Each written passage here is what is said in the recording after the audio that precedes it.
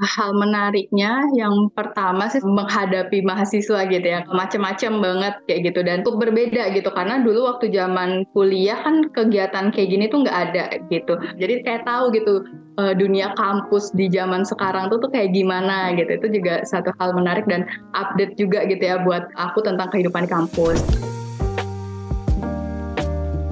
Namaku Nida Hairunisa, biasa dipanggil Nida. Untuk kesibukan saat ini, sebenarnya aku sebagai psikolog, selain menjadi psikolog koordinator di startup tersebut, sehari-hari juga saya menjadi karir mentor. Nah, karir mentor ini udah berjalan mau 2 tahun hampir ya, berarti nanti awal tahun 2024 itu 2 tahun gitu. Nah, 2 tahun ini menjalani sebagai karir mentor itu banyak banget hal yang menariknya gitu ya, dan mungkin di awal dulu menjadi karir mentor tuh nggak kebayang sih, awalnya kayak nggak tahu kalau ternyata tuh ada ya profesi sebagai karir mentor gitu, karena kebayangnya dulu kalau psikolog ya mungkin udah berkutat di ruang konseling atau mungkin ya menerima sesinya berkaitan sama hal-hal yang kesehatan mental kayak gitu. Ternyata di karir mentor ini lebih ke arah pengembangan diri, dan itu juga sebenarnya berkaitan juga sama profesi utama saya sebagai psikolog kayak gitu. Nah, dulu awalnya memang mendaftar dari LinkedIn. Itu jadi karir mentor sebenarnya baru banget lulus dari S2 gitu ya, S2 psikologinya. Nah, terus interview waktu itu karena mungkin latar belakang saya sebagai psikolog pendidikan, jadi sebenarnya cukup relate gitu sama bidang karir kayak gitu.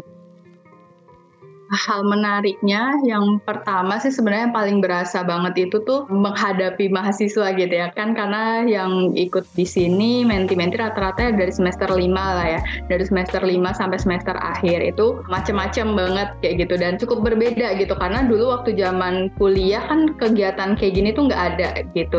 Melihat anak-anak sekarang mereka kegiatannya tuh bukan cuman ini, bahkan ada juga disambil kegiatan lainnya kayak gitu ya, maksudnya mungkin udah daftar studi independen terus ikut apa lagi gitu, dan itu tuh banyak banget. Nah, hal yang menariknya itu setiap kali ketemu sama mereka, karena kan kita ada sesi one on one-nya gitu ya, sesi one on one sama mereka, nanti mereka cerita kalau misalnya kesibukan mereka seperti ini, terus kayak kebayang ya ampun zaman kuliah dulu kayaknya kegiatanku tuh nggak sebanyak itu kayak gitu. Jadi kayak tahu gitu dunia kampus di zaman sekarang tuh kayak gimana gitu. Itu juga satu hal menarik dan update juga gitu ya buat aku tentang kehidupan di kampus. Terus yang kedua, siswa itu juga ada yang beda-beda. Maksudnya ada yang memang benar-benar niat banget, ada yang setengah-setengah, ada yang bahkan nggak semangat sama sekali misalnya gitu. Nah, tapi kalau yang semangat banget ini nih atau yang niat banget, memang kelihatan banget perubahannya. Dan itu tuh yang bikin kita tuh, aku yakin pasti para mentor juga pasti seneng gitu ya ketika mendapatkan menti yang benar-benar niat banget kayak gitu. Jadi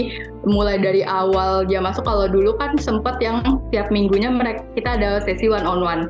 Jadi kayak dari awal sampai akhir tuh kita kayak bisa ngelihat gimana sih progresnya dia, dari yang awal dia nggak kenal sama dirinya gitu ya, dari yang awal dia benar-benar nggak tahu dia mau apa, karirnya mau seperti apa, terus apa tujuan hidupnya misalnya gitu. Tapi setelah di sesi terakhir akhirnya mereka menemukan, oh iya ternyata yang aku inginkan ini, terus persiapannya ini. Nah, terus dulu tuh juga ada menti yang memang dia udah beberapa kali coba untuk daftar magang kayak gitu.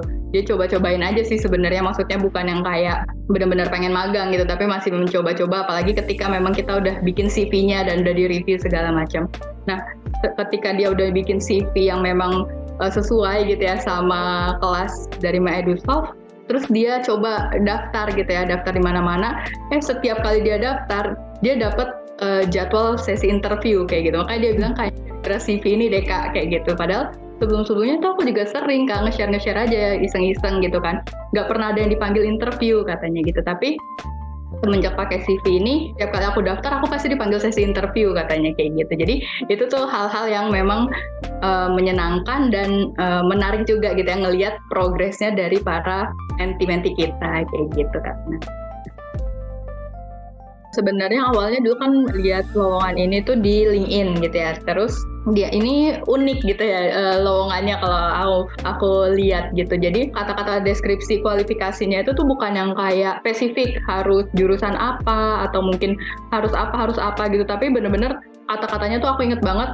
Dia tuh kayak mengajak gitu, kamu tertarik buat mengajar misalnya gitu, kamu tertarik untuk kamu senang untuk sharing misalnya kayak gitu-gitu. Jadi kata-katanya itu tuh menarik. Aku awalnya sempat agak ragu ini kerjanya ngapain gitu ya, karir mentor kayak gitu kan, sebagai apa kayak gitu-gitu, apa memang, tapi nggak sama sekali nggak kebayang kalau misalnya memang akhirnya megang ke mahasiswa kayak gitu. Aku kira tuh kayak ya udah kita sebagai karir mentor nanti ada orang yang datang konseling sama kita misalnya atau gimana baru nanti kita ngelakuin sesi gitu. Jadi karena kata-kata itu dan kebetulan waktu itu tuh aku juga udah terbiasa untuk ngisi-ngisi webinar. Jadi selama kuliah S2 itu tuh sering banget menerima kesempatan kalau misalnya ada yang nawarin buat ngisi webinar kayak gitu. Karena kan waktu itu zamannya juga lagi COVID ya waktu itu, jadi banyak banget webinar-webinar. Nah jadi merasa tertarik gitu ya karena ini kerjaannya online gitu kan. Terus kayak seneng buat sharing, seneng buat ngomong depan umum, terus juga seneng memberikan motivasi kayak gitu-gitu kata-katanya di deskripsi kualifikasinya itu kan. Jadi ya udah coba daftar gitu, dan habis daftar ingat banget itu tuh mepet.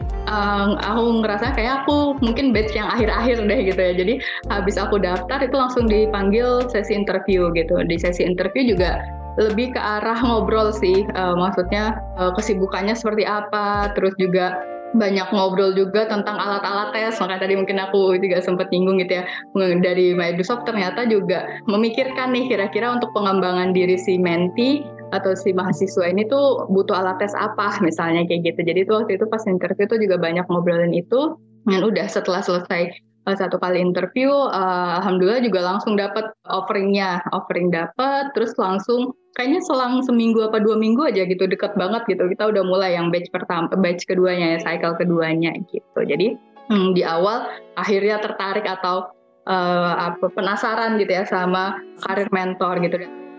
Definisi sukses sebenarnya mungkin sukses itu apa ya, relatif ya, pasti tiap orang punya definisi sukses masing-masing, mungkin juga termasuk profesi tertentu kayak gitu. Nah sebenarnya aku nggak yang kayak muluk-muluk menargetkan si menti-mentiku ini tuh berhasil buat masuk ke perusahaan A, B, C kayak gitu-gitu, enggak, karena dari awal pun aku juga cerita sama mereka proses itu tuh yang utama kayak gitu. Jadi nggak harus langsung pas baru lulus nanti gitu ya, terus kita langsung menargetkan nih ke perusahaan besar-besar, itu it's okay gitu, nggak apa-apa. Tapi kalau misalnya kita mau mulai dulu dari yang kecil-kecil, itu juga nggak masalah kayak gitu. Kita coba untuk intern dulu untuk perusahaan-perusahaan yang sejenis sama target kita gitu, tapi mulai dari kecil-kecil. Nah aku ngelihatnya sukses itu tuh ketika aku ngelihat mereka berproses atau berprogres gitu ya. Jadi mulai dari pas lagi sekarang inilah, maksudnya belum benar-benar berakhir MyEduSoft-nya, tapi mereka ada keinginan gitu untuk mencoba kayak yang tadi ya, untuk nyobain interview itu tuh kayak gimana, untuk nyobain nge-apply itu tuh seperti apa. Nah setiap kali progres mereka itu gitu ya, dari nge-apply terus dapat sesi interview, itu tuh aku juga udah ngerasa bersyukur gitu ya, udah ngerasa seneng banget kayak gitu ketika mereka mau mencoba dan ada prosesnya, ada progresnya gitu. Nah untuk nantinya mereka keterima di perusahaan besar atau mungkin selanjutnya nanti ternyata mereka lanjut S2, LPDP segala macam, itu menurutku bonus sih buat aku. Sebagai kadang kan kita ngelihatnya sekarang dari LinkedIn aja gitu ya, karena kan berteman di LinkedIn, terus aku ngeliat wah ternyata si ini udah di sini, oh ternyata dia dapet nih BUMN sini kayak gitu-gitu tuh rasanya seneng banget. Bonus sih itu maksudnya untuk sebagai karir mentor yang kemarin sempat nemenin mereka gitu. Tapi setiap kali proses progresnya mereka itu tuh menurutku sebuah pencapaian dan kesuksesan juga sih buat aku kayak gitu sih.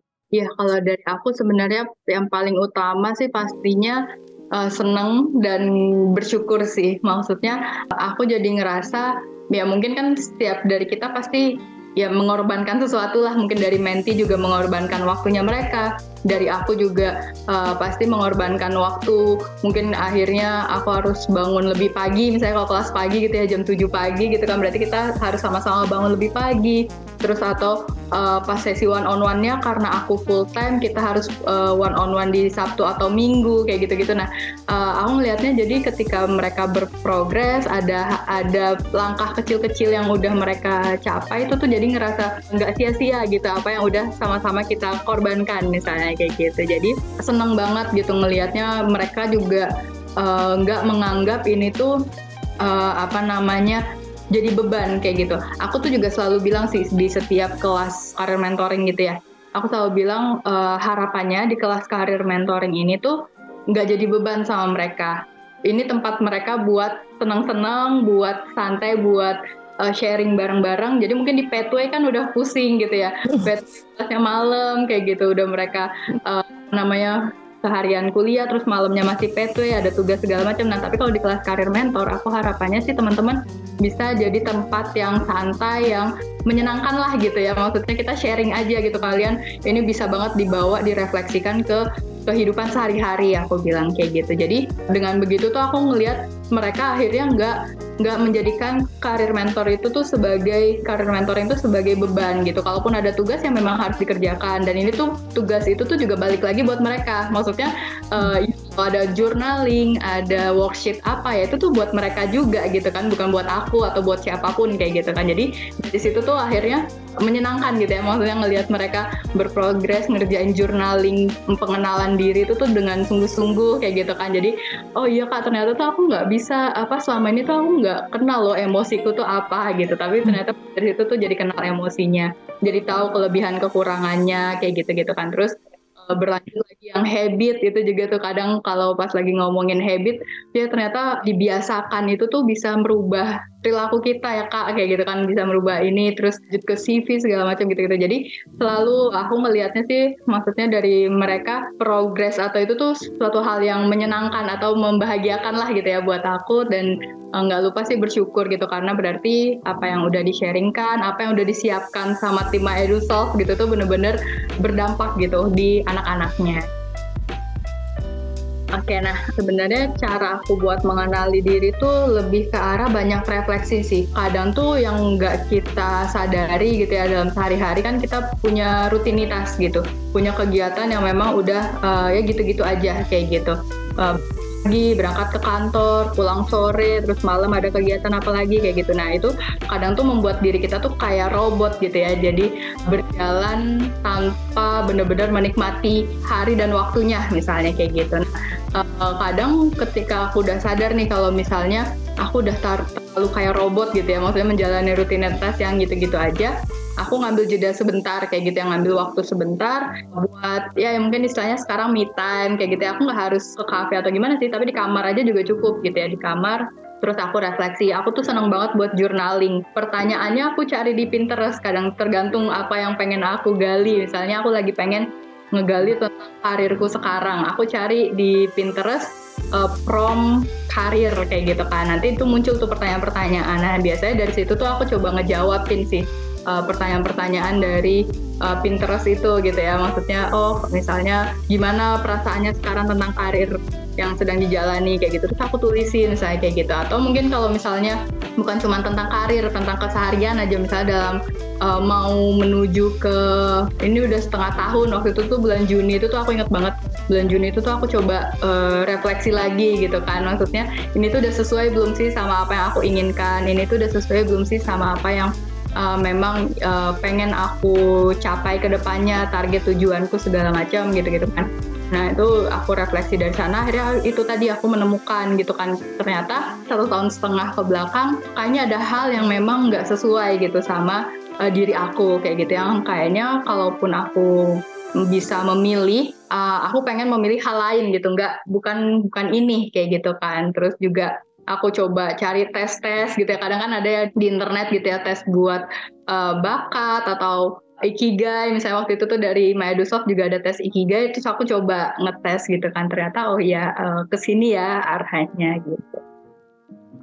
Kalau dibilang tantangan mungkin yang paling besar adalah yang menghadapi mahasiswa tadi kali ya. Jadi aku tuh selalu, walaupun di bidang psikologi kan memang kita berkaitan sama manusia gitu, tapi sebenarnya kalau aku ngelihat ke teman-teman tim-tim IT segala yang ada di kantor gitu ya, ternyata mengurus manusia itu tuh jauh lebih sulit gitu ya dibandingkan mengurus coding-codingnya mereka itu gitu ya, maksudnya kode-kodenya. Padahal maksudnya aku udah mempelajari ilmu tentang manusia ya lumayan, maksudnya gitu ya, maksudnya ada basicnya. Nah jadi menghadapi mahasiswa yang makin tahun itu tuh berbeda banget gitu ya sama aku zaman dulu gitu kan. Terus juga melihat perkembangan zamannya itu tadi ya, melihat mereka tuh yang ambisnya itu tuh kayak banyak banget kegiatan yang mereka ambil kayak gitu, tapi satu sisi tuh kadang rasa tanggung jawabnya itu tuh juga nggak besar kayak gitu. Jadi mereka ikutin ini, tapi tanggung jawabnya mereka atau time manajemennya tuh juga masih kurang kayak gitu. Nah itu mungkin jadi tantangan terbesarnya. Tapi sebenarnya kemarin itu kebantu banget sama sesi one on one. Jadi kadang tuh kalau di sesi one on one itu waktunya aku buat pendekatan sama mereka gitu ya. Maksudnya aku jadi kenal lebih dalam sama mereka, terus juga aku jadi tahu kenapa si A, B ini kalau di kelas jarang open cam misalnya gitu kan, atau mungkin kenapa mereka sering banget absen misalnya kayak gitu, atau telat tugasnya gitu tuh. Jadi di sesi one on one itu tuh jadi tempat aku buat pendekatan lah sama mereka secara langsung. Nah selain itu tuh juga biasanya aku langsung ngechat pribadi juga sih. Jadi biasanya ya untuk menghadapi yang memang agak sulit atau mungkin tadi ya mungkin mereka terlalu banyak kegiatan atau mungkin gak bertanggung jawab sama apa yang mereka udah ambil, biasanya aku akan pendekatannya ke pribadi gitu ya, maksudnya ke satu persatu gitu. Jadi mungkin lewat chat segala macam, sampai akhirnya aku ngomong sama mereka kalau misalnya aku menghargai apa yang udah mereka pilih gitu ya. Aku menghargai mereka mungkin punya kegiatan lain, tapi harapannya mereka juga menghargai apa yang udah mereka ambil, apa yang udah mereka pilih gitu. Nah biasanya dengan pendekatan kayak gitu tuh mereka jadi kayak sadar sendiri sih, maksudnya oh iya ya aku udah memilih ini. Terus juga aku juga bilang karir mentor ini jangan jadikan beban kayak gitu, maksudnya ini tempat kalian buat, tempat kamu tuh buat sharing. Nah kamu percuma maksudnya punya skill yang gimana-gimana, pengalaman yang gimana-gimana, tapi kalau di karir mentornya kamu nggak mempersiapkan gitu ya karirnya, misalnya untuk CV-nya, untuk nanti sesi interview seperti apa, apply-nya atau mungkin soft skill-nya gitu, itu tuh kayak sayang banget kayak gitu-gitu kan. Jadi dengan begitu tuh mereka jadi kayak punya alasan tersendiri gitu kenapa mereka harus ikut karir mentor. Nah jadi memang biasanya kalau misalnya untuk pendekatan ke anak-anak yang apa namanya yang sulit inilah gitu ya, itu benar-benar harus satu persatu. Dan ya kadang itu tadi aku benar-benar munculin insight di mereka kenapa sih mereka harus ikut karir mentoring ini kayak gitu. Karena kadang tuh ada juga yang menganggap remeh ya karir mentor. Nanti tiba-tiba pas dinilai ternyata anjlok baru panik kayak gitu kan, baru kaget oh ternyata karir mentor masuk nilai gitu. Nah padahal ya pengennya sih mereka ngikut kita nih bukan karena nilai gitu, tapi memang mereka sadar kalau ini tuh poin yang penting juga. Dan MyEduSoft udah baik banget gitu kan ngasih satu fasilitas gitu ya mereka untuk punya sesi karir mentoring sendiri gitu sih.